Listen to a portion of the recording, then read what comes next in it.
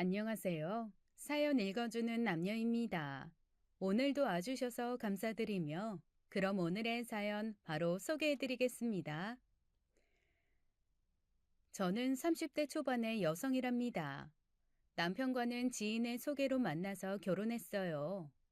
우리 남편, 남들이 볼 때 그다지 특출한 사람은 아니었지만, 저는 착한 성격 하나 보고 이 사람을 선택했답니다.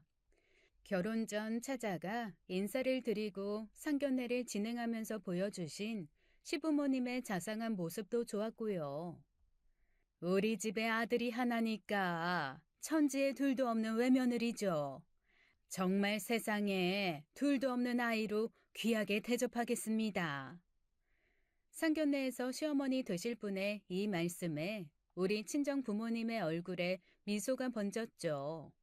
집으로 인사차 찾아가도 저에게 참 자상하게 잘해주시더라고요. 이렇게 결혼까지 큰 문제 없이 모든 일이 진행되었습니다. 거기다가 저를 놀라게 한 일 한 가지는 시어머니의 통큰 결혼 자금이었어요. 무려 4억 원이나 되는 돈을 남편의 결혼 자금으로 쾌척하신 것이었죠. 돈 싫다는 사람이 어딨나요? 남편과 저는 이 넉넉한 결혼 자금 앞에서 입이 저절로 벌어졌죠. 그러나 그때는 정말 몰랐답니다. 이 4억의 대가가 그토록 어마어마할 것이라는 점을 정말 짐작도 할 수 없었어요. 세상에 공짜 하나도 없다고 하잖아요. 어쨌든 결혼 자금이 많았기에 신혼여행도 동남아로 넉넉한 날짜를 두고 다녀올 수 있었어요. 신혼여행을 마치고 한국에 도착하면 당연히 우리의 꿈 같은 신혼생활이 시작될 줄로 생각하고 있었죠. 그런데 신혼여행을 다녀와서 우리 친정에서 하루 자고 바로 다음 날부터 시어머니가 본색을 드러내기 시작하더라고요. 꼭두 새벽부터 전화벨이 요란하게 울려댔어요. 얘 아가, 너 우리 아들 아침은 꼭 먹여야 한다. 걔는 아침 안 먹으면 하루가 힘이 없다는 애야. 그러니 힘들더라도 아침 꼭 챙기도록 해라. 그렇다고 김치 한 쪽이랑 밥만 주지 말고 적어도 5-6가지 반찬해서 알차게 차려 먹여라. 아이고 얘, 내가 잊을 뻔했다. 아침 차리고 인증샷 찍어서 매일 나한테 보내. 신혼여행에서 돌아와서 우리 집에서 처음 자고 일어난 아침에 받은 전화치고는 정말 희한한 내용이었어요. 아침밥 차려주라는 말까지는 이해가 가지만 인증샷이라뇨. 어머니, 제가 알아서 잘 해서 먹일게요. 그런데 인증샷이라뇨? 어머님이 이 사람에 대해서 애정이 크셔서 하시는 말씀인 줄 알지만 누가 남편 아침상을 시어머니한테 사진 촬영을 해서 보내요. 그건 좀 무리일 것 같아요, 어머니. 나중에 이 사람한테 아침밥 어떻게 얻어먹었는지 말씀으로 들으세요. 너 내가 조금 아까 한 말이 시집 오자마자 시어머니로서 너한테 시킨 첫 번째 일이다. 그 일에 대해서 카타부타 토를 다는 거니? 시키는 대로 인증샷 찍어서 보내라니까. 세상에, 뭐 이런 일이 다 있나요? 정말 황당하고 기가 막힌 일이 아닐 수 없었어요. 그래서 제가 약간의 타협점을 제시했죠. 어머니, 매일 아침상 인증샷을 찍어서 시댁에 보내야 하느냐고 다른 사람한테 한번 물어보세요. 다들 기막혀 할 거예요. 그치만 어머니가 인증샷을 요구하시니 오늘 아침 한 번은 앞으로 이런 식으로 아침 차려 먹인다는 의미로 한 장 찍어 보낼게요. 인증샷은 이것만 받아주세요, 어머니. 시어머니가 전화 너머로 뭐라고 떠들었는데 그 말이 하도 빠르고 소리가 커서 무슨 말인지 도대체 잘 못 알아듣겠더라고요. 4억을 턱 내주실 때는 그렇게 화통하실 수가 없더니 우리가 신혼여행을 다녀온 사이에 성격이 완전히 변하신 것 같았어요. 마치 분노 조절 장애 환자처럼 화가 난 것을 다스릴 줄 모르는 사람 같더라고요. 시어머니 덕분에 새벽에 일어나게 된 저는 피로가 풀릴 사이도 없이 시어머니 말씀대로 아침상을 잘 차렸죠. 반찬을 거의 7, 8가지를 준비해서 차렸답니다. 그런데 신혼여행에서 돌아온 날 친정에 갔을 때 싸가지고 온 반찬들이 대부분이었어요. 그러니 가짓수가 많았고 모양새도 그럴듯했죠. 저는 밥상을 잘 세팅해서 사진을 찍어 시어머니에게 보냈습니다. 시어머니는 사진을 받아보곤 일단 만족한 것 같더라고요. 다시 전화를 해서는 고기 종류를 좀 더 놓으라고 말한 것 말고는 더 이상의 말씀이 없으셨으니까요. 그리고 제가 워낙 단호하게 인증샷에 대해서는 하루만 찍어 보내겠노라고 했기 때문에 더 이상 요구해봤자 별 효과가 없을 것이라고 생각했나 봐요. 그 다음부터 인증샷을 보내라고 강하게 주장하시지는 않으셨답니다. 이렇게 해서 아침상 인증샷에 대해서는 우선 저의 승리로 끝났다고 생각했죠. 세상에, 아침마다 상차림을 사진을 찍어 시댁으로 보내라니 제 성격이 편안한 성격이라 그렇지 보통 사람 같으면 부부싸움이 대판 벌어졌을 거예요. 아마. 그런데 시어머니의 간섭은 아침상 인증샷 요구로 끝나지 않았답니다. 이제 끝났나 보다고 생각하고 있는데 이틀 정도 있다가 시어머니에게서 다시 전화가 왔어요. 걔는 초등학교 때부터 하루에 한 팩씩 우유를 꼭 먹였다. 그러니 너도 잊지 말고 우유 배달 시켜두고 나가더라도 꼭 들려내보내라. 만일 잊고 나갔으면 네가 가져다 주도록 하고. 빠뜨리면 안 된다. 걔가 지금까지 감기 한 번 앓지 않고 건강하게 자란 게 다 그 매일 먹는 우유 덕분이야. 그러니 잊지 말고 꼭 챙겨라. 이건 내가 우리 아들 통해서 불시에 확인할 거야. 갑자기 웃음이 나오더라고요. 우유라니요. 성장기 아이도 아니고 우유를 하루에 한 팩씩 먹이라니 갑자기 픽하고 웃음이 난 것도 무리는 아니었어요. 우유, 성장기 아이들에게는 꼭 필요한 식품이죠. 하지만 성인에게는 반드시 좋은 것은 아니라는 보고도 있더라고요. 일단 소화장애를 가져올 수 있다는 보고를 뉴스에서 들은 기억이 났어요. 이 얘기를 시어머니에게 하고 싶었죠. 그러나 지난번 인증샷도 매일 보내라는 것을 하루만 보내는 것으로 잘 넘어갔었잖아요. 그런데다가 이것마저 못하겠다고 해서 시어머니가 대노하시면 그건 결국 제 손해라는 생각이 들더라고요. 그깟 우유 배달시키던가 짝으로 사다 두던가 해서 매일 하나씩 먹이기만 하면 될 거 아니겠어요? 아무 소리 없이 네, 그렇게 하겠습니다 하고 우유권은 넘어갔죠. 단 이 두 가지 사건으로 저는 시어머니가 보통 시어머니가 아니라는 것을 알 수 있었고 결혼 생활이 앞으로 험난할 것임을 예상할 수 있었답니다. 어느 날 밤에는 또 갑자기 전화를 하셔서 저더러 나가서 사과를 사오라는 것이었어요. 이 밤중에 웬 사과냐고 묻자 시어머니는 하루에 사과 한 쪽 먹는 것이 웬만한 보양 못지않다는 보도를 뉴스에서 보셨다는 것이었죠. 어머니, 저도 평상시에 뉴스도 잘 보고 이 책 저 책 보면서 건강식을 챙기려고 하는 편이에요. 하지만 과일을 밤에 먹는 건 당분 때문에 살이 찔 가능성도 있고 소화에도 좋지 않다고 들었어요. 차라리 내일 사서 그 다음날 아침부터 한 쪽씩 먹여서 내보낼게요. 그러니 오늘만 그냥 넘기시고 내일 모레부터 하는 걸로 해요. 네? 너 도대체 이 시애미를 뭘로 하는 거야? 이 시애미를 일자 무식으로 하는 거야 뭐야? 나도 너만큼 뉴스 자주 보고 책도 많이 읽는다. 지금이 아주 늦은 밤도 아니고 사과야 편의점에 가도 살 수 있는 세상 아니냐. 네, 알겠습니다 하고 나갔다 오면 될 일이지 어디서 시애미를 가르치려고 들어? 너희 친정에선 너 그렇게 가르쳤니?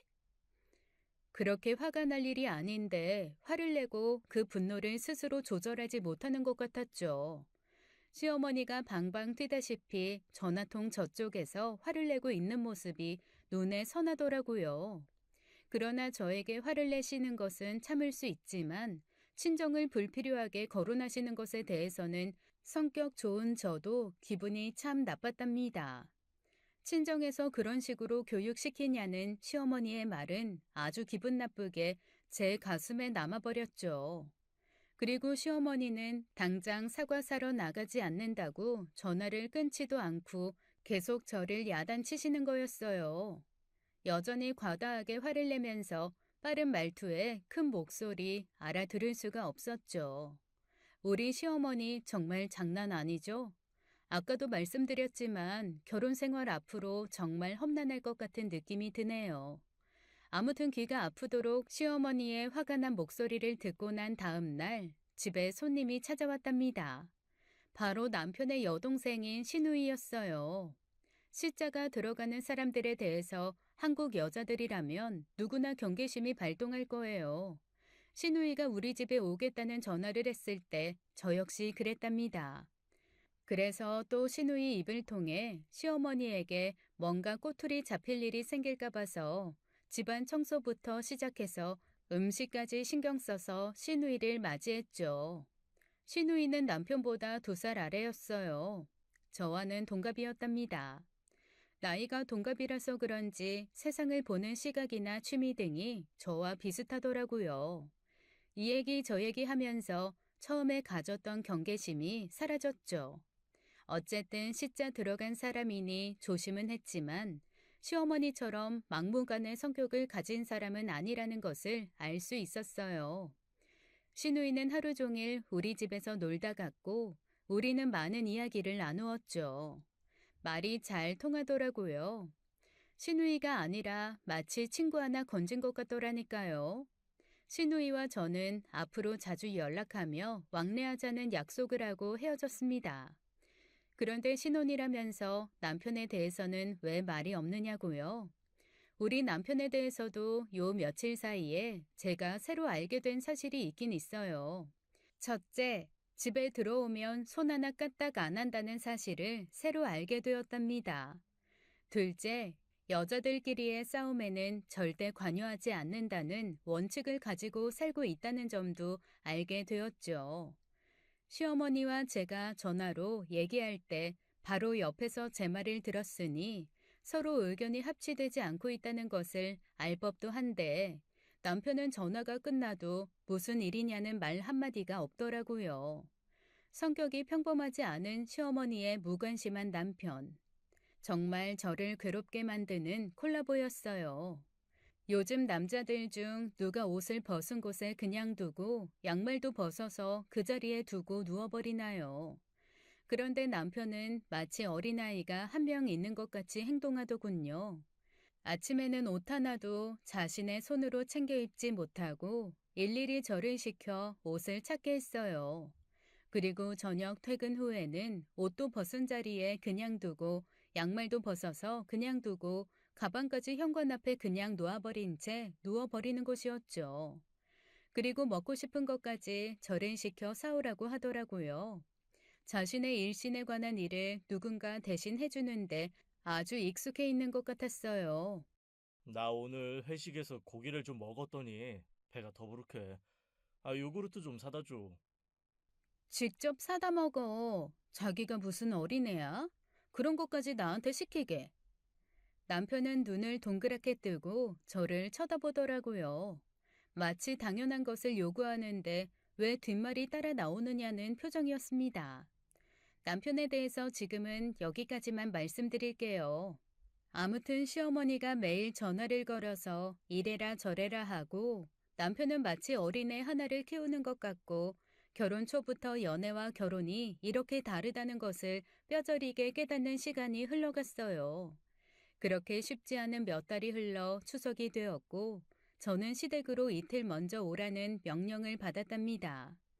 할 수 없이 이틀이나 먼저 시댁으로 가야 했어요. 이틀이나 먼저 가서 추석날 손님 맞을 준비를 하느라고 종종 걸음을 쳐도 남편은 유치원생이나 초등학생처럼 몇 시간에 한 번씩 나와서 먹을 것을 달래서 들고 들어가서는 TV만 보는 것이었어요. 만화 영화는 왜 안 보나 몰라요. 진짜 애들 보는 만화 안 보나 싶어서 슬쩍 들여다보니 만화는 아니고 웬 폭력물을 열심히 보고 있더라고요. 뭐 이미 명절에 조금이나마 같이 움직여줄 사람이 아니라는 것을 잘 파악했기에 싸우더라도 집에 가서 싸우자 싶어서 일단은 그냥 두었답니다. 생선 좀 맛있겠다. 노릇노릇하니. 나 하나 집어먹을 거야. 아, 그거 말고 이걸로 먹어.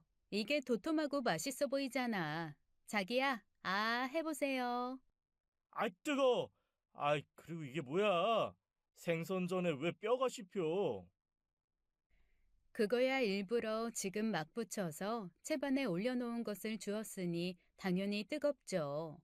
그리고 뼈 부분에 포를 뜨면서 뼈까지 묻어온 생선살을 붙여 놓은 것을 역시 일부러 주었기 때문에 뼈가 씹혔던 것이고요.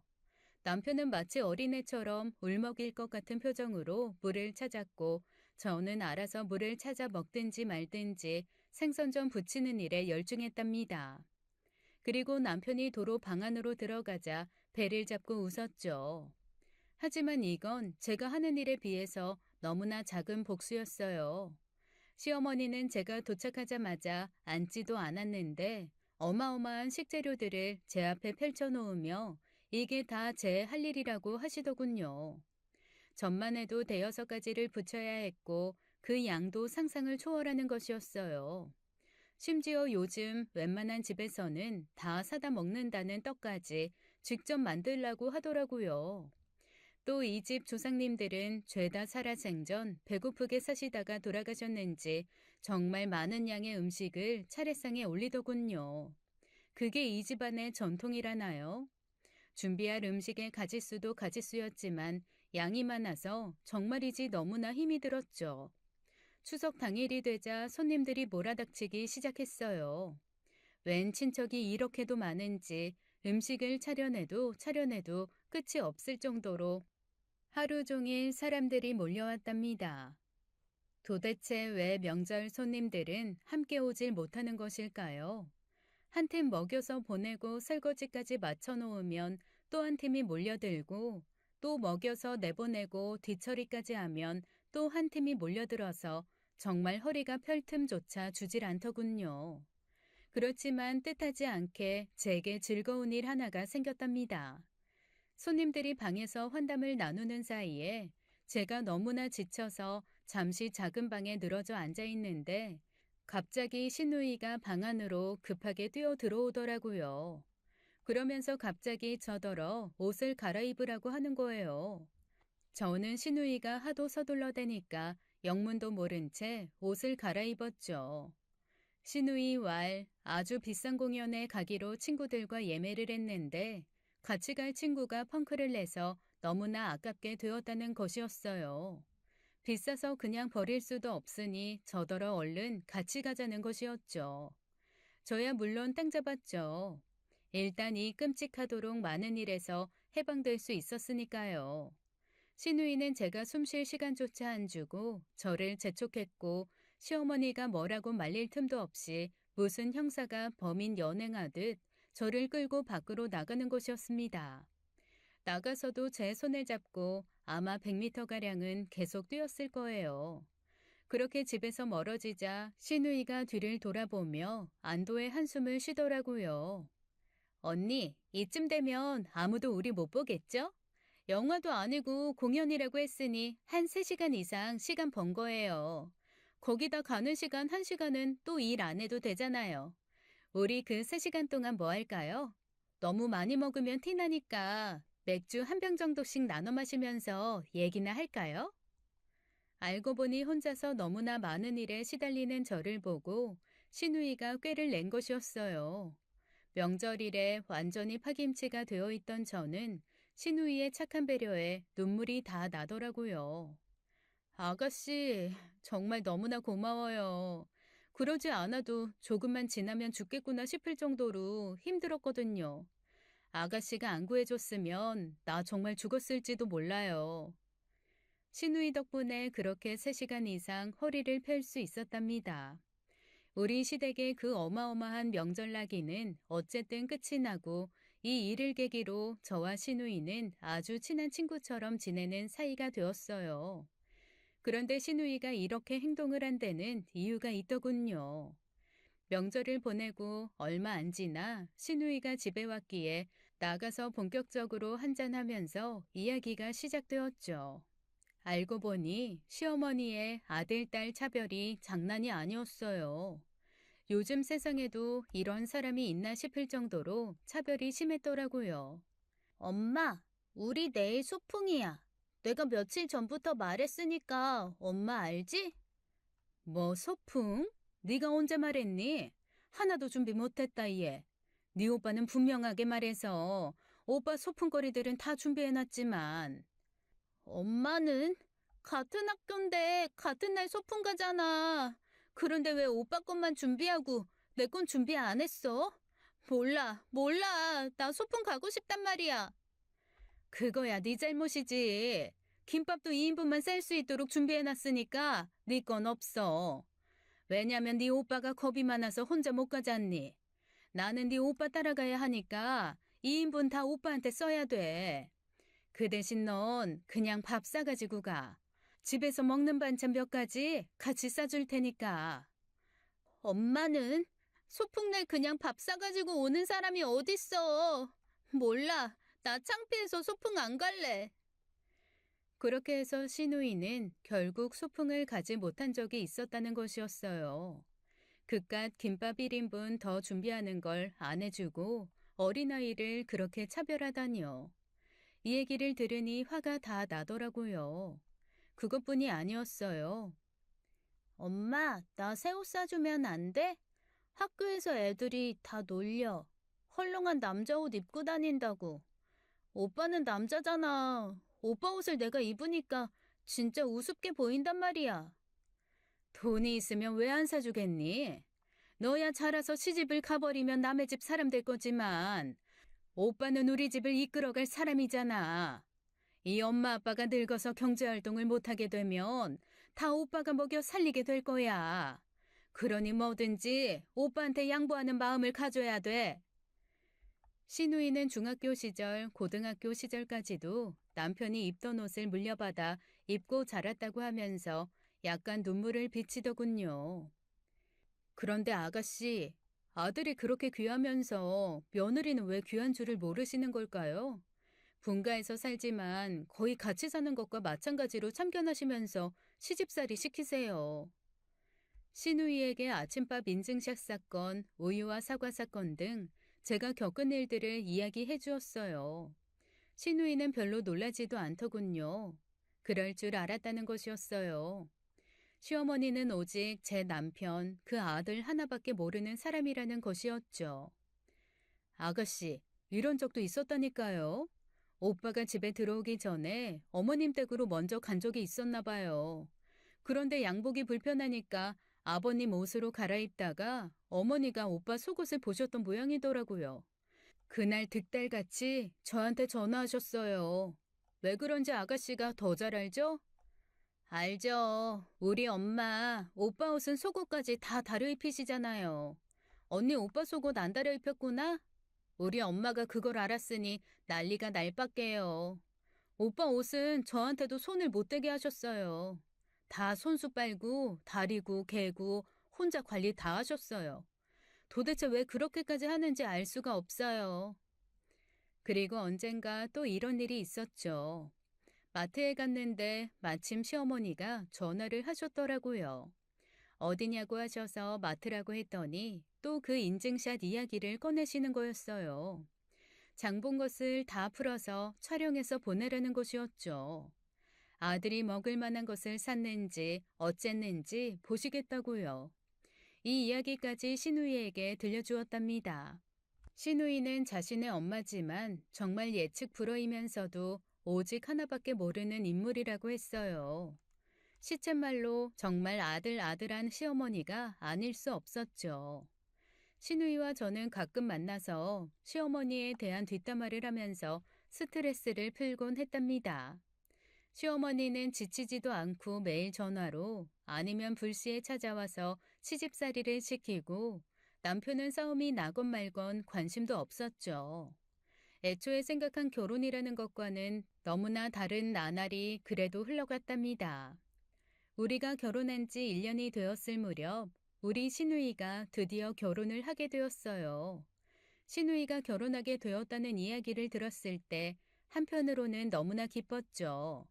그러나 또 한편으로는 시집을 가면 이제 저하고 술 한잔하면서 시어머니 뒷담화를 하기는 힘들어지겠구나 하는 생각에 섭하기도 했답니다.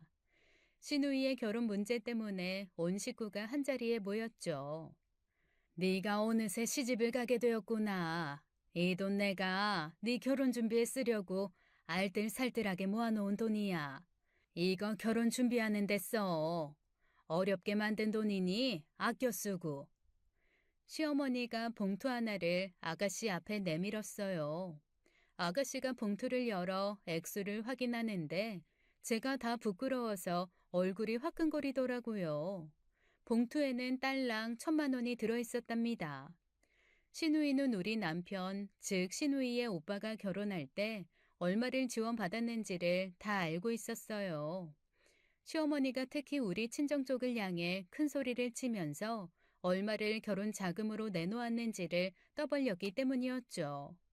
오빠의 40분의 1밖에 안 되는 결혼 자금을 받은 시누이. 그렇잖아도 차별에 서럽게 자란 시누이라는 것을 알았기에 제가 마음이 아파서 시누이의 눈치를 살폈습니다. 하지만 시누이의 표정에는 변화가 없더군요. 평생 차별을 받으며 자랐기에 기대도 안 하는 것 같았어요. 비록 아들과 비교할 때 말도 안 되는 액수의 결혼 자금을 내놓았지만 아가씨가 별 문제를 삼지 않았기 때문에 여기까지는 집안이 조용했어요. 그런데 시어머니가 술을 홀짝홀짝 마시기 시작하셨죠. 제가 생각하기에도 적지 않은 술을 마신 시어머니가 갑자기 신세한탄을 시작하더군요. 우리 아들 말이야. 그 정도면 좋은 혼처에 결혼시킬 수 있었을 텐데 말이야. 내가 아주 후회 막급이야. 꺽. 훨씬 더 좋은 곳에 장가갈 수 있는 놈인데 말이야. 취중 진담이라는 말이 있죠. 더 좋은 혼처요? 그렇다면 우리 집이 나쁜 혼처라는 것인가요? 신혼 초에도 친정에서 교육을 어떻게 받았느니 해서 제 기분을 상하게 만든 시어머니였어요. 이번에도 친정과 관련한 이야기였기에 제 기분이 정말 많이 상했답니다. 제 기분은 이렇게 완전히 상해버렸고 시어머니는 이어서 또 한 사람의 기분을 망쳐버리는 망언을 하시고 말았어요. 장가 미천이라도 더 보태줬어야 했는데 그걸 못해줘서 그것도 마음에 남고 말이지. 아무튼 난 아들에 대해서는 미안한 게 너무나 많다니까. 이 말에는 차별에 익숙해진 시누이의 표정도 확 달라졌답니다. 아들의 결혼 자금으로 4억을 주었으면서도 자신에게는 1,000만 원만 건네는 엄마라뇨. 그것도 그냥 참고 넘기려는데 장가 미천을 거기서 더 보태주었어야 한다니 얼마나 기분이 상했겠어요. 결국은 시누이가 폭발했죠. 엄마, 평생을 오빠랑 나 차별하더니 오빠는 4억이고 나는 1,000만 원 줬어요. 40배 차이예요, 40배. 그러면서도 오빠 결혼 미천 더 해줬어야 한다고 생각하는 거예요? 도대체 나는 뭐예요? 1,000만 원 주고 엄마가 아무 말 안 했으면 그냥 넘어갔을 거예요. 이 1,000만 원도 오빠 줘버릴까요? 얘같이 옳게 하고 어울려 다니더니 애미한테 대드는 버릇을 배웠나? 이게 무슨 짓이야? 엄마 모처럼 기분 좋게 술 마시고 취하는 중인데. 나 초등학교 다니던 시절부터 연필도 오빠가 쓰고 남은 몽당 연필만 쓰면서 학교 다닌 사람이에요. 공부요? 오빠에 비하면 내가 더 잘했죠. 나 대학 보내줬어요? 내가 고학해서 간신히 2년제 마쳤어요. 단 한 푼이라도 대학 등록금에 보태라고 한 적 있느냐 말이에요. 아니 내 돈 내 맘대로 쓰겠다는데 네가 건방지게 웬 참견이야 참견이. 정말 네가 네 옳게 하고 어울리면서 안 하던 짓을 다 몰아서 하는구나. 자꾸 저하고 어울려 다니면서 나빠졌다는 말씀을 하시니 그렇지 않아도 친정을 언급해서 기분이 상했던 저 역시 시누이처럼 폭발하고 싶었답니다. 엄마, 나 몽당 연필 써도 괜찮고 대학교 고학해도 불만 없었을 거예요. 단, 그게 집안이 어려워서 오빠나 나나 똑같이 그랬다면 말이죠. 그런데 문제는요. 한 사람은 넘치게 받고 한 사람은 남의 집살이 하는 것처럼 자랐다는 게 문제라는 거라고요. 1,000만 원이요? 저 감사하게 받으려고 생각하고 있었어요. 오빠한테 자억 주신 거 불만 없었어요. 문제는요, 액수가 문제가 아닌 거예요. 도대체 오빠랑 제가 뭐가 그렇게 달라서 그렇게 일생을 차별하시는 거예요? 똑같이 엄마가 낳은 자식이잖아요. 신우이는 아주 이 기회에 서러웠던 일을 다 털어놓으려는 것 같았답니다. 저는 속으로 잘한다, 잘한다 하고 응원하고 있었죠. 이때 우리 남편의 진가가 나타났어요. 아, 슛! 골이! 아이씨, 골이 아니잖아. 이 자식들. 아, 축구를 어떻게 배운 거야, 도대체? 아야, 다시 슛! 아이, 정말 축구 못 봐주겠네. 저건 감독놈이 잘못 가르치고 있는 거라니까. 참 제때에 제대로 활약하고 있는 남편이었어요. 이 와중에 TV가 눈에 들어오는 것부터가 이상한 것 아닌가요? 도대체 유치원생만큼도 분위기 파악을 못하는 남편 때문에 오히려 제가 다 부끄럽더라니까요. 오빠가 이렇게 멍청한 짓을 하고 있는 중에 신우이는 이제 할 말을 다 했는지 눈물을 닦으며 일어서더라고요. 엄마, 나 이제 이 집에 다시는 발 안 들여요. 이걸로 엄마랑 내가 보는 일이 마지막이면 좋겠어요. 제가 저축한 돈으로 결혼할게요. 2천만 원 오빠 군것질 값으로 주세요. 그리고 결혼식장에도 오시지 마시고요. 엄마 없는 셈 칠 거니까. 그럼 못 만나더라도 만수무강하세요. 안 오면 누가 무서워한다디? 잘 됐구나. 네 결혼식 날 그렇잖아도 나가봐야 할 모임이 있었는데 말이다. 시어머니는 말만 이렇게 하시는 것이 아니라 시누이의 결혼식에 정말 가지 않으려고 하셨답니다. 하지만 시아버지가 간절하게 설득하셨죠. 저도 거의 빌다시피 참석은 하시라고 말씀드렸고요. 철없는 남편만 여동생 결혼식에 엄마가 가건 말건 무관심으로 일관했죠. 그렇게 끌어모시다시피 결혼식에 모셔갔답니다.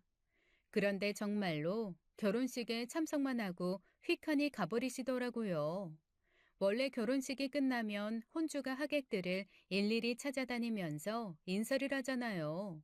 그런데 우리 시어머니는 예식이 끝나기가 무섭게 어디론가 사라져버린 거예요. 신부인 신우이는 줄곧 화사한 미소로 하객들을 접대했지만 드레스를 벗고 예복으로 갈아입은 후에 화장실에서 울고 있는 것을 제가 목격하고 말았죠. 저는 아가씨를 다독거렸어요. 아가씨, 신부가 얼굴에 눈물 자국 나면 어떡해요. 일생에서 제일 예뻐야 하는 날이잖아요. 아가씨 착한 사람이잖아요. 울지 말아요. 비록 나이 동갑인 올케지만 내가 손윗 사람이에요. 오늘은 올케가 엄마다 이렇게 생각하세요. 네? 제가 열심히 남아 계신 하객들한테 인사하면서 다닐게요. 딸과 손절을 당해놓고도 시어머니의 아들 타령은 더욱 심해지고 있었어요. 당연히 저하고의 갈등이 깊어질 수밖에 없었죠. 그 사이에 저는 임신을 했고 출산을 했답니다. 갓난아이 하나 키우는 게 얼마나 힘든 일인가요? 그것도 아이 아빠라는 사람이 완전히 무관심한 환경 속에서 말이에요. 그런데도 시어머니는 아랑곳 없이 말도 안 되는 요구를 계속하고 있었습니다. 시누이가 연을 끊자 아들에게 더욱 집착하는 것 같았어요. 저도 이제 시누이처럼 폭발하기 직전의 상태에 와 있었습니다. 이제는 아침상을 찍은 인증샷을 보내라는 정도가 아니라 내 아들 아침 저녁 먹는 거 모두 찍어서 보내라는 것이었죠. 말도 안 되는 일은 이것뿐만이 아니었답니다. 아기 목욕을 시키는 일을 남편더러 도와달라고 한 일이 있었어요. 남편에게 뭘 바라겠어요. 자기는 그런 일 못한다고 하더군요. 그리고 이 일을 시어머니한테 얘기했나 봐요. 시어머니가 마치 저를 잡아먹으려는 사나운 맹수처럼 밤늦게 우리 집에 들이닥쳐서 자기 아들에게 그런 일 시키지 말라고 삿대질까지 하면서 야단을 치시더라고요. 뭐? 우리 아들더러 애 목욕을 시키라고 했어? 개 손에 물 닿는 거 싫어서 세수까지 오래도록 내가 시켜서 키운 아이다. 그런 애한테 애 목욕을 시키라고 했다고? 너는 도대체 뭘 하러 시집을 온 거야? 남편 밥상 차려 인증샷 보내라고 해도 나 몰라라. 속옷 타려 입히라고 해도 그것도 제대로 안 하는 것 같지? 애 목욕 하나 혼자서 못 시켜서 도대체 너 뭐 하는 애야? 세수까지 오래도록 시켜서 키웠다니 그걸 도대체 자랑이라고 말씀하시는 건지 알다가도 모르겠더군요. 어머니, 저 사람 어린애 아니고 성인이에요. 이제 자식까지 본 사람이잖아요. 자식은 저 혼자 낳아요? 둘이 같이 책임져야 할 자식이에요. 제가 저 사람 회사에서 일하고 있는데 불러들여서 목욕 도와달라고 한 것도 아니잖아요. 할 일 없이 TV 보고 있는 사람더러 갓난 자식 목욕시키는 일 좀 도와달라고 한 게 그게 그렇게 문제가 되나요? 이때 뭐가 불편했던지 아기가 울기 시작했답니다. 아기 울잖아. 나 지금 어머니하고 얘기 중이고. 애 좀 달래. 젖병에 우유 있으니까 입에 물려주고. 이 와중에 아이가 울면 남편이 얼른 일어나야 하는 것 아니겠어요? 아기가 우는데도 여전히 남편은 TV에만 눈길을 주고 있었죠. 제가 우는 아이를 안고 얼러가면서 어머니와 언쟁을 해야 했어요. 우리 아들은 다른 애들하고는 차원이 다르게 귀하게 자란 아이다. 네가 남편한테 맞춰. 너 지금도 우리 아들한테 일 시키고 있지 않니? 그리고 아침 저녁상 인증샷 보내라는데 왜 안 보내는 거니? 또 반항이야? 저희 독립해서 사는 성인들이에요. 뭘 먹건 어떻게 먹건 저희들 책임이고 저희들이 알아서 할 일이라고요. 그걸 왜 어머님께 매 끼니 보고를 드려야 하는 건지 저 정말 모르겠어요. 어머니 이렇게 하시려면 저 사람 결혼시키지 말고 데리고 사셨어야 옳아요. 근데 분명히 결혼시키셨죠? 그럼 아무리 사는 게 궁금해도 참으세요. 저하고 저 사람을 믿으시라고요. 그게 어머니를 위하고 저와 저 사람을 위하는 길이에요. 어머니께서 하라시는 거 다는 못 해드려요. 이해해 주시리라 믿습니다. 정말 저도 연을 끊겠습니다 하고 아이를 데리고 나가버리고 싶었지만 이렇게 이성적으로 어머니를 설득했죠. 어머니도 아이 키워보셔서 잘 아시잖아요. 아이 둘 키우실 때 아버님 드시는 음식 시조모님께 일일이 다 보고 드리셨어요? 그리고 애 둘 키우실 때 아버님 아이들 목욕시키는 거 한 번도 안 도와주시던가요? 아니잖아요. 어머니, 제발 내가 저만한 때 어땠을까 하고 입장을 바꿔서 생각해 주세요. 시어머니는 화가 나서 씩씩거리며 거의 막말 수준으로 야단을 치더니 집으로 가버리셨어요. 우리 남편 이럴 때 또 등장해야죠. 아니, 오늘은 무관심이라고 할 수는 없더라고요. 누군가의 편을 확실하게 들었으니까요. 그런데 그게 제 편이 아니라 시어머니 편이라는 것은 누구나 짐작하실 수 있을 거예요. 뭐 당연히 시어머니 편을 들겠죠. 시어머니 말씀대로 되어야 자신이 편하니까요. 결혼 초부터 꾸준히 이어진 남편의 집안에 대한 무관심, 아니 무관심을 떠난 무책임에 점점 커지는 남편에 대한 실망감. 이제는 그 실망감 때문에도 저는 폭발하기 일보 직전에 있었어요. 그러던 어느 날이었어요. 남편이 회사에서 야근으로 늦는다는 연락을 해왔더라고요. 요즘 들어 남편의 야근이 부쩍 잦아지고 있었어요. 저는 차라리 남편의 야근이 기뻤답니다. 갓난쟁이 하나 보는 것도 힘에 부치는데 그 갓난쟁이보다 더 갓난쟁이 같은 사람까지 같이 보는 일은 더 힘들었기 때문이었죠. 하다못해 저녁 한 끼라도 안 챙겨도 되니까요. 그런데 어느 날 아이의 변이 좀 묵다 싶더니 계속 설사를 하고 조금 지나니 토하기까지 하는 거예요.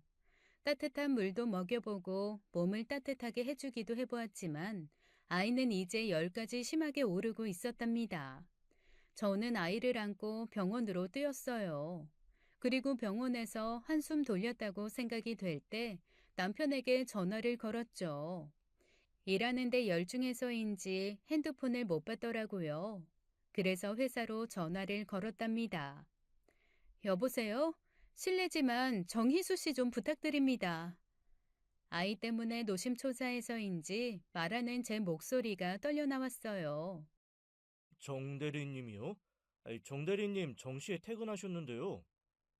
어머, 야근이라고 알고 있었는데요. 아, 야근은 아니고요. 옆 부서에 회식이 있는데 우리 부서 사람들도 올 사람은 오라고 해서요. 정 대리님 아까 거기 가셨어요. 핸드폰 해보세요. 직원에게 몇 가지를 더 물어서 요 며칠 계속 회사에 야근이 없었다는 사실도 알게 되었답니다. 그런데 남편은 계속 야근이라고 늦게 들어왔었거든요. 그러니까 거짓말로 야근을 하고 놀다 들어온 것이었죠. 오늘도 어디선가 놀고 있는 것이었고요. 솔직히 결혼 후 오늘만큼 이혼이라는 단어가 구체적으로 머릿속을 스쳐 지나간 날은 없었답니다. 응급처치를 해서 어느 정도 안정된 아이를 안고 귀가했어요. 집에 가보니 남편은 아직도 집에 안 들어왔더라고요. 아이를 조심스럽게 눕히고 걱정스레 쳐다보고 있는데 남편이 귀가했습니다. 야근하느라고 힘들었겠네. 거기다 옆부서 회식까지 갔었으니 얼마나 더 힘들었겠어.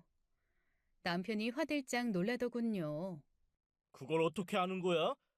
혹시 내 뒤 밟았어? 갓난아이 키우느라고 5분도 시간 낼 틈 없는 내가 어떻게 당신 뒤를 밟아. 알려질 일은 다 알려지게 돼 있는 거야. 그래, 자기 자식 돌보는 게 그렇게도 싫어서 야근이라고 속이고 놀다 들어오는 거야? 당신은 아빠 될 자격도 없는 사람이야. 아니, 이 집안 식구로서 자격도 상실한 사람이라고. 나가. 내 눈에 더 이상 띄면 무슨 짓 할지 모르니까 나가라고. 좋게 말할 때. 제 분위기가 평상시하고 다르다고 생각했던지 남편이 아무 말 없이 제 눈앞에서 사라지더라고요. 보나마나 또 본가에 가서 시어머니한테 미주알 고주알 일러 바치겠죠. 아니나 다를까 다음날 새벽 우리 집 대문 앞이 떠들썩하더니 아들과 엄마가 함께 들이닥치더군요. 어머니, 분명히 자식 교육 잘못 시키셨어요. 이 사람 아버지 될 자격도 한 여자의 남편 될 자격도 없는 사람이라고요. 이 사람 그렇게 만든 거 어머님이세요. 어머님이 이 사람 이렇게 된데 100% 책임 있으시다고요. 어머니도 나가주세요. 여기 어머님 집 아니에요. 새벽부터 이렇게 떠들썩하게 쳐들어오시는 거 분명 실례죠. 얼른 그 귀한 아드님 데리고 제 집에서 나가세요. 저 분명히 말씀드렸어요. 어머니 역시 제 말투에 약간 겁을 먹는 것 같더라고요. 뭐라고 말을 하려는 것을 오히려 남편이 말리더라니까요. 두 사람은 그렇게 아무 말 없이 제 집에서 나갔답니다. 저는 한시라도 빨리 이혼하고 혼자 아이를 키워야겠다고 생각을 굳혔죠. 그러자니 이것저것 준비할 것도 많더군요. 아이는 빠르게 회복했고 저와 남편은 이제 서로를 투명인간 취급하면서 지냈습니다. 시간은 또 무심하게 흘러서 어느새 새해가 밝고 설이 다가왔어요. 아직은 이혼을 하지 않은 상태니 제가 해야 할 최소한의 도리는 해야 한다고 생각했어요. 아이를 데리고 시댁으로 갔답니다. 시누이도 찾아오지 않는 설이었어요. 이번에도 시어머니는 친척들이 많이 오고 차례도 푸짐하게 지내야 하니 많은 음식을 준비해야 할 것이라고 하더군요. 하지만 이미 시어머니와 저의 감정의 골은 깊어질 대로 깊어져 있었어요. 게다가 저는 많이 다친 상태였답니다. 교통사고가 나서 양쪽 다리가 부러지고 오른팔이 부러지는 중상을 당했죠. 그런 제 꼴을 보고도 음식을 마련하라는 시어머니, 사람인가 싶더라고요. 이런 상태로는 일은커녕 자세를 제대로 유지하고 앉아있기도 버거웠거든요. 어머니, 저 설이라 간신히 인사차 왔어요. 보시다시피 일하는 건 절대로 불가능하고요. 앉아 있는 것도 힘들어요. 인사만 받으시고 설 준비는 어머님이 하셔야 할 것 같아요. 내가 어떻게 혼자서 그 일을 다 하니? 쓸데없는 소리 말고 움직여서 일해라. 어쨌든 차례 지내고 손님 맞이는 해야 할 거 아니야. 엄살 떨지 말고 얼른 털고 일할 생각이나 해라. 남편은 이런 상황에서 아이도 돌보지 않았어요. 마누라가 다쳐서 아이를 돌보기 어려운 상태에 있었는데도 말이에요. 그리고 시어머니의 불가능한 요구에도 역시 무관심으로 일관하더군요. 그래도 어쨌든 아직은 남편이고 어머니한테는 말발이 제일 잘 먹히는 사람이라 생각해서 어머니한테 말씀 좀 잘 드리라고 했습니다. 아이, 몰라. 당신이 알아서 해. 그러기에 왜 사고를 당하고 그래? 사고를 당하고 싶어서 당하는 사람이 있나요? 참으로 남편다운 대답이었어요. 이쯤에 엎친 데 덮친 격으로 저는 심한 독감까지 앓게 되었답니다. 시아버님의 건강이 안 좋은 상황에 계셔서 제가 직접 뵙고 인사드리는 것이 좋지 않은 결과를 야기할지도 모를 일이었어요. 독감은 어쨌든 전염되는 병이니까요. 혹시 전염될까봐 아버님 계신 방에는 들어가지 못하고 밖에서 좀 큰 소리로 인사를 드렸습니다. 아버님, 애미예요. 설이라 아버님께 절이라도 올리고 가고 싶은데 제가 사고를 당했어요. 사고만 당했으면 인사라도 올릴 텐데 독감에 걸려서 아버님께 옮길까봐 못 들어가요. 무례를 용서해 주시고 바깥에서 드리는 새해 인사나마 받아주세요. 아버님, 빨리 건강 회복하시고 새해 복 많이 받으세요. 건강하시고 오래오래 사세요. 죄송합니다, 아버님. 안에서 아버님의 목소리가 가늘게 들렸어요. 다쳤다더니 어떻냐, 독감까지 걸렸다니 고생스러워서 어떡하니, 이런 말씀이었죠. 시어머님께도 다시 정식으로 인사를 올렸습니다.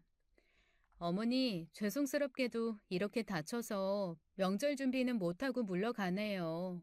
어머니 새해에도 건강하시고 복 많이 받으세요. 만수무강 하셔야 돼요. 죄송해요. 이만 물러갈게요. 그러고는 우리 집으로 돌아왔죠. 몸을 눕히고 일어나는 것도 힘이 들 정도로 부상이 심했어요. 그런데 다음 날 뜬금없는 시어머니의 전화가 걸려오더라고요. 너 오늘 정말 안 오는구나. 나는 그냥 해본 말인 줄 알았지. 어제는 그냥 갔지만 오늘은 오는 줄 알았다. 네가 정말 이 시애미를 이렇게 깔보고 무시해도 되는 거니? 도대체 네가 우리 집안하고 우리 아들을 어떻게 보고 이렇게 건방진 거야? 분노조절장애 시어머니 또 그 증세가 도진 것이었어요. 여기까지는 그래도 점잖게 말씀하신 것이었답니다. 나중에는 막말까지 서슴지 않더라니까요.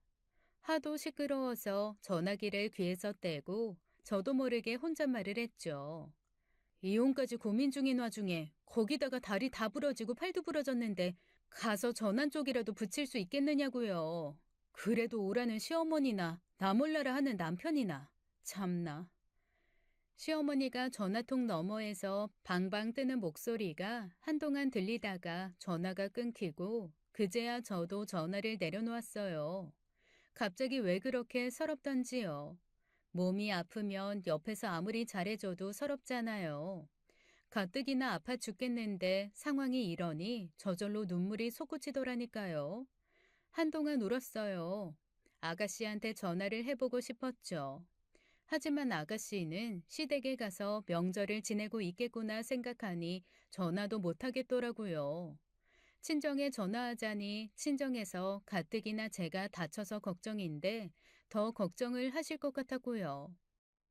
아마 엄마 화가 많이 났을걸? 당신이 스스로 자초한 일이니까 네 행동 네가 책임져. 무슨 일이 벌어져도 난 모른다. 알아서 해결해. 남편은 이런 무개념의 말을 던져놓고 혼자 시댁으로 가버리더군요. 깁스를 팔과 다리에 통증도 느껴졌고 독감 때문에도 정신이 혼미했죠. 그런데 바로 그날 밤 정말 생각지도 않은 일이 벌어졌어요. 시어머니가 집으로 들이닥친 것이었어요. 그런데 혼자 온 것이 아니라 범상치 않아 보이는 물건을 들고 왔더라고요. 다름 아닌 골프채였답니다. 골프채를 손에 들고 당당하게 대문을 들어서는 시어머니를 보고 저는 정말 아연 실색할 수밖에 없었어요. 그리고 무슨 구경을 하고 싶어서인지 남편까지 같이 왔더군요. 야, 너 지금 연기하는 거지? 내가 네 장괴를 모를 줄 아니? 환자 흉내를 내? 너 같은 걸 바로 나이롱 환자라고 하는 거야. 분노를 잘 조절하지 못하는 분이 흉기가 될 수 있는 물건을 들고 화를 내니 정말 목숨이 위험할 수도 있겠다는 생각이 들었답니다. 어떻게든 시어머니를 진정시켜야 했죠. 어머니, 제가 명절 일 안 해본 사람도 아니고 그걸 왜 하기 싫다고 이런 엄청난 연극을 꾸며내겠어요. 정이 못 믿으시겠다면 저 진료받은 병원에서 진단서라도 떼어다 보여드릴게요. 저 정말 다리 팔 부상에 독감까지 걸려있는 환자예요. 그런 사람한테 골프채까지 들고 오셔서 일을 안 한다고 나무라시다뇨. 제 손으로 밥도 떠먹지 못하는 형편이에요. 어머니, 여기서 더 하시게 되면 선 넘게 되시는 거예요. 제발 진정하시고 그만하세요. 진정하라고? 며느리가 돼서 꾀병이나 부리면서 명절날 일을 피하는데 진정하라고? 너 정말 맛 좀 봐야겠구나. 내가 이 몽둥이로 그 깁스 한번 부숴봐야겠다. 그래서 내 눈으로 확인을 해봐야겠어. 그래서 다리가 부러진 게 사실이라면 설에 집에 안 오는 거 용서해주고 만약 가짜 깁스라면 당장 다리 몽둥이 분질러질 줄 알아라. 남편은 자기 엄마가 위험한 물건을 소지하고 거의 미친 사람처럼 날뛰고 있는데 그걸 안 말리고 지켜보기만 하더군요. 그래, 엄마. 부셔봐. 진짜면 꿀릴 거 없지. 진짜면 엄마가 용서도 해준다니까. 지금 바로 확인해보는 게 좋잖아. 내가 뭘 했어? 책임은 네가 지는 거랬지?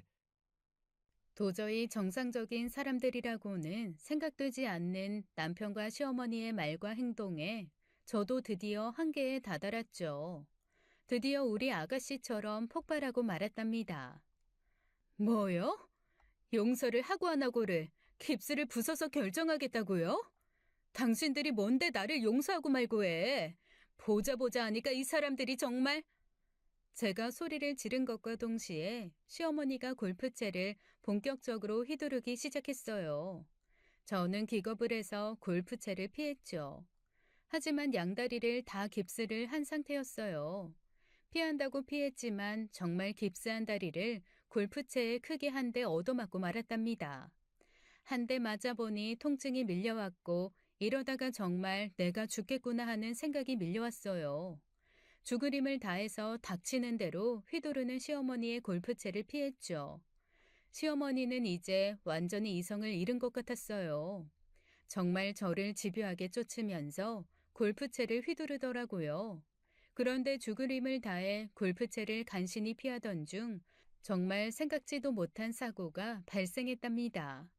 정신없이 골프채를 휘두르다가 시어머니가 그만 자기 발을 때리고 만 것이었어요. 이거야말로 아주 멋진 헛스윙이었죠.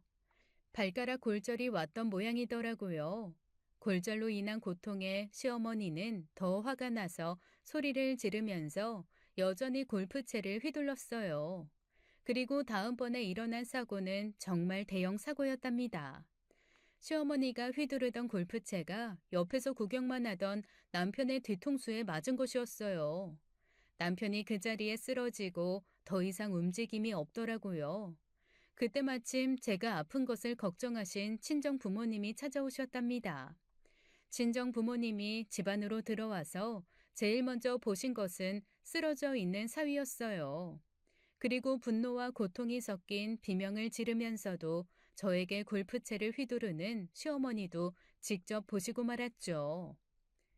이게 다 너 때문에 벌어진 일이야. 너 우리 집에 들어와서 나한테 대든 것 말고 한 일이 뭐냐? 나 다친 것하고 우리 아들 쓰러진 거 다 네가 책임져. 시어머니가 이성을 잃고 다시 골프채를 휘두르려고 하자 우리 친정 부모님 두 분이 있는 힘을 다해 시어머니를 제압하셨어요. 시어머니는 이거 놓으라며 고래고래 동네가 떠나갈 듯 소리를 지르더군요. 동네 사람들 여기 좀 와보세요. 사돈한테 폭행당하고 있어요. 친정 부모님은 얼른 전화를 걸어서 경찰을 부르셨죠. 시어머니도 골절상을 입었기에 일단 병원으로 이송되었다가 경찰서에서 조사를 받게 되었어요. 남편은 머리 뒤쪽의 중요 부위를 골프채로 맞았기에 심각한 부상을 입었답니다. 아마 이 상태라면 앞으로 12살 정도의 지능으로 살아갈 수밖에 없습니다. 가족들이 각오하셔야 될 겁니다. 자신의 힘으로 할 수 있는 일이 많지 않을 거예요. 조사를 받으면서 시어머니가 계속 저 때문에 이런 일이 일어났다는 말만 반복하고 있다고 수사 경찰이 저에게 언지를 주더군요. 결국 시어머니는 경찰서에까지 소리를 지르며 난동을 벌였고 전혀 반성하는 기미가 없었기에 구속 수사를 받게 되었답니다. 조사 끝에 경찰은 시어머니를 특수폭행 혐의로 기소해달라는 의견을 붙여 수사 결과를 검찰로 보냈어요. 특수폭행이라는 것은 그냥 일반적으로 때리거나 물건을 부수는 정도를 넘어서 위험한 물건을 소지하여 폭행의 죄를 범하거나 다중의 위력을 보일 때 성립하는 범죄라고 경찰관이 설명해 주더군요. 일반적인 폭행죄가 2년 이하의 징역 또는 200만 원 이하의 벌금이나 구류 또는 과료를 선고받는 것에 비해 특수폭행죄는 5년 이하의 징역이나 1,000만 원 이하의 벌금에 처하도록 규정되어 있대요. 스마트폰까지도 단단한 물건이기 때문에 그것을 사용하여 폭행이 이루어졌을 때 특수폭행이라고 한다니 골프채야 말하면 뭐하겠어요. 재판이 시작되었고 시어머니는 여전히 뉘우치는 기미가 없었습니다. 재판에서 뉘우치는 기미만 역력해도 형을 많이 감해준다고 알고 있어요. 시어머니가 저지른 범죄의 결과가 중하고 뉘우치는 기미가 없다는 것을 이유로 들어서 재판부는 시어머니에게 2년의 징역형을 선고했답니다. 재판 과정에 시누이도 증인으로 나와 저에게 유리한 진술을 해주었어요. 여기에 더해 이제 12살의 지능을 가지게 된 남편이 법정에 불려나와 어눌한 말투로 증언을 하게 되었죠. 이제 누구 편을 들어야 하는지도 판단을 못하게 된 남편이었어요. 재판부는 지능 상태를 들어 남편의 진술을 증거로 삼지는 않았지만 참고사항으로 채택했죠. 우리 엄마, 벌 주세요. 큰 벌 주세요. 나 단단한 막대기로 때렸어요. 나 아파요. 시어머니는 결국 그렇게 싸고 돌던 남편의 인생을 망쳐놓고 자신의 인생까지 망치고 말았답니다. 모두 자업자득이었어요. 남편이 12살의 지능으로 이혼 의사를 단독으로 표현하는데 문제가 있기에 재판으로 이혼해야 한다고 친정 부모님이 여기저기 알아보아 귀뜸해 주시더군요. 그래서 또 다른 재판이 열렸답니다. 이 재판에서도 우리 아가씨 시누이는 제가 이혼하고 새로운 삶을 살아가는데 도움이 될 적절한 증언을 해주었어요. 당연히 재판에서 제가 승소했죠. 이제 완벽한 이혼 서류까지 갖추어졌고 저는 바로 이혼 신고를 했답니다. 그리고 어느 날 호젓하게 생각에 잠겼어요. 전 우주를 다 준데도 바꾸지 않을 소중한 제 아들을 잘 키울 일이 이제부터 제가 해야 할 가장 중요한 일이었죠. 세상을 살면서 그저 사람한테 한번 치였다고 생각하고 지난 일을 잊으려고 많이 노력하고 있어요. 그렇지만 우리 아가씨하고는 자주 연락을 한답니다. 아가씨는 여전히 친정하고 손절한 상태를 유지하고 있었어요. 재판을 거치고 이런저런 일을 정리하는 동안 제 부상도 말끔히 나았죠. 오늘 아가씨하고 술 약속이 있답니다. 만나서 그저 소박하게 서로 어떻게 사는지 이야기를 나눌 생각이에요. 아이를 위해서라도 씩씩하게 살아가기로 여러분들 앞에서 다짐하면서 오늘의 사연 여기서 맺을게요. 끝까지 들어주셔서 감사합니다. 지금까지 사연 읽어주는 남녀였습니다. 끝까지 시청해주신 여러분 감사드리며 저희는 다음 사연으로 돌아올게요. 감사합니다.